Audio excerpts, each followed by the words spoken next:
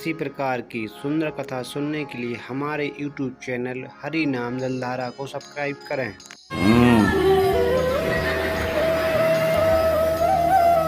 ये जो जोर से बोल रहा है ना, इसकी कमर में दर्द रहता है। सच्ची में सुबह मिला था, मुझे बता रहा था और सोच रहा है कि यहाँ राधा रानी के आगे बोलूँगा तो कमर का दर्द ठीक हो जाएगा। हमारा ही चेला है, किशोरी जी से प्रार्थना करते हैं इसकी पुकार को सुन ले। सच्ची आइए हम आपको बहुत प्यारा सा, क्योंकि समय कल भी बहुत हमारे मन में ये रहता है कि आपको एक चीज़ भी सुनाए तो समझा दें, और इसी में समय लग जाता है, कथा क्रम रह जाता है। अब देखो, मुंबई में आए और नरकों का वर्णन न करें तो ये बात ठीक नहीं, क्योंकि हमको लगता है अधिकांश लोग मुंबई में रहने वाले, समझ रहे हैं ना? जो कथा सुन रहे हैं उनको कोई टेंशन लेने की नहीं है। जो कथा सुन रहे हैं उन्हें टेंशन नहीं लेना है। कह रे टेंशन लेने का नहीं, टेंशन देने का, लेने का नहीं। जो गुरु की शरण में आ गया, जो गोविंद की शरण में आ गया, उसे कोई टेंशन नहीं लेनी चाहिए, लेनी ही नहीं चाहिए। ले रहे हो तो तुम्हारी गलती है। गुरु की शरण में आने के बाद, गोविंद पे विश्वास करने के बाद भी अगर तुम टेंशन ले रहे हो, it's your fault, not mine. स्वयं कृष्ण गीता में कहते हैं योगक्षेम बाम्यम, तू मेरा हो जा, तेरी सारी चिंताएं मेरी हैं, ये भगवान गीता में कहते हैं। तो फिर तुम क्यों सोचते हो इतना? मैं आपको एक बात सुनाता हूँ, आपको ऐसे बिलीव नहीं होगा, मुझे ध्यान रखवाना कि मैं वैसे याद रहेगा कि खोल के वही बैठा हूँ, मैं नरक जरूर सुनाऊंगा, पर ध्यान से सुनो। एक बहुत अच्छी बात बताता हूँ, भगवान पे प्रेम कितना पक्का होना चाहिए और क्यों होना चाहिए। भगवान की शरण में आने वाले व्यक्ति की सारी जिम्मेदारी भगवान की है। ये लिख लो, आज सोने के अक्षरों से लिख लो।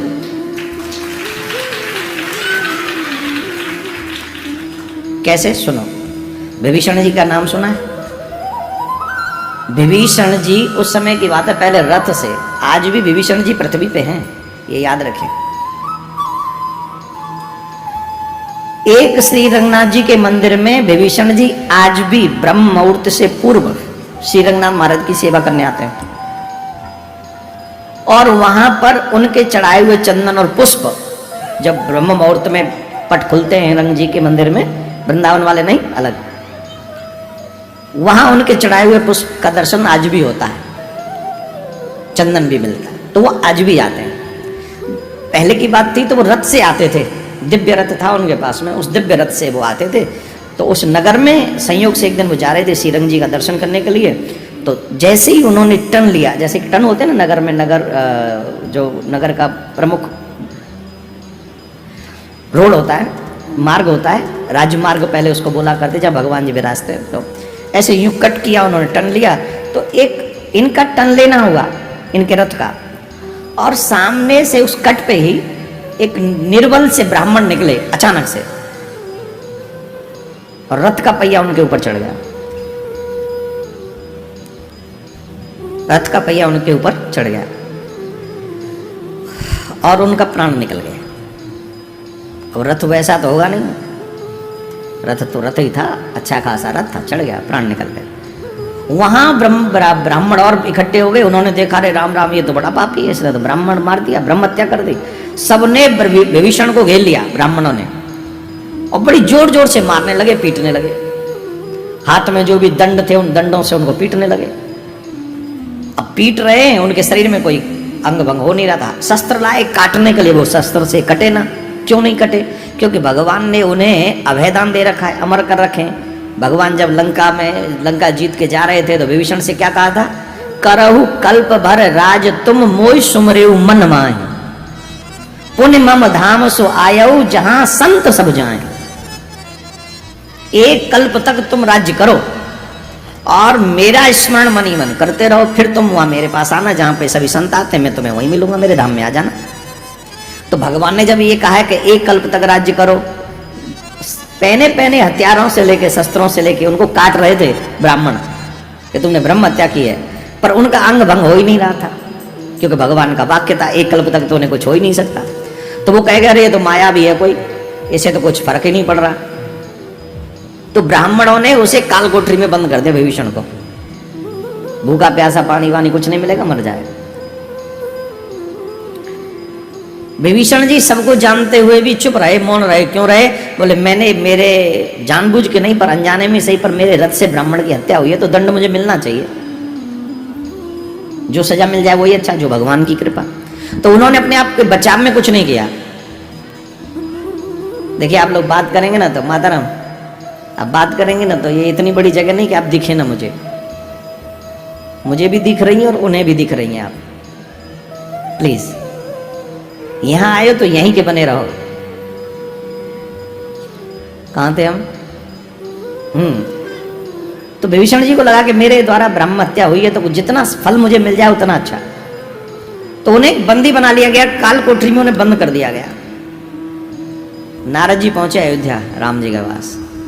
राम जी ने पूछा कैसे हो, संसार का संदेश सुनाओ, कैसे है सब? बोले संदेश सुन रहे हो सबका, विभीषण का संदेश सुन लो। बोले हाँ हाँ, कैसा हमारा भक्त? बोले चकाचक कोठरी में बंद है, न खाने को मिल रहा है न पीने को। राम जी तो बड़े, क्या हुआ मेरे भक्त को, क्या हुआ मेरे भक्त को? तो नारद जी ने पूरी बात बताई, ऐसे ऐसे हुआ, रथ के नीचे आ गए ब्राह्मण, मर गए और उनको ब्राह्मणों ने बड़ा कष्ट दिया। भगवान श्री राम भूल गए कि ब्रह्म हत्या हुई है मेरे भक्त से, ये भूल गए। अपराध याद नहीं रहा राम जी को, याद क्या रहा कि मेरा भक्त कष्ट पा रहा है। तुरंत भगवान श्री राम ने पुष्पक विमान को याद किया, तुरंत आओ मेरे पास। पुष्पक आया, भगवान उसमें सवार हुए और सवार होकर तुरंत भागे, पहुंचे वहां। नगरवासी ब्राह्मणों ने देखा भगवान श्री राम आए हैं, सब खड़े हो गए और खड़े होकर राम जी का स्वागत किया। बहुत अच्छा हो गया महाराज, आप आ गए, अब आप हमारा न्याय कर देंगे, क्योंकि आप तो बड़े बड़े लोगों का न्याय करते हैं, आप तो धर्म सम्राट हैं, आपने तो कुत्ते का भी न्याय किया। आप कुत्ता की भी सुनते हैं, अब कहानी सुनी है ना कुत्ते की। भगवान श्री राम के पास चला जाता है, एक संत ने डंडा मार दिया, फिर भगवान उसे पूरा, कुत्ते को भी आप न्याय देते महाराज, आइए कृपा करिए, हमारा भी न्याय कीजिए। एक राक्षस को हमने पकड़ लिया है, पता नहीं महाराज कैसा आदमी है, तलवार से नहीं कट रहा है, डंडों से भी उस पर कोई असर नहीं हो रहा है, 7 दिन से भूखा प्यासा हमने काल कोठरी में बंद रखा है, मर ही नहीं रहा है, न्याय कीजिए आप हमारा।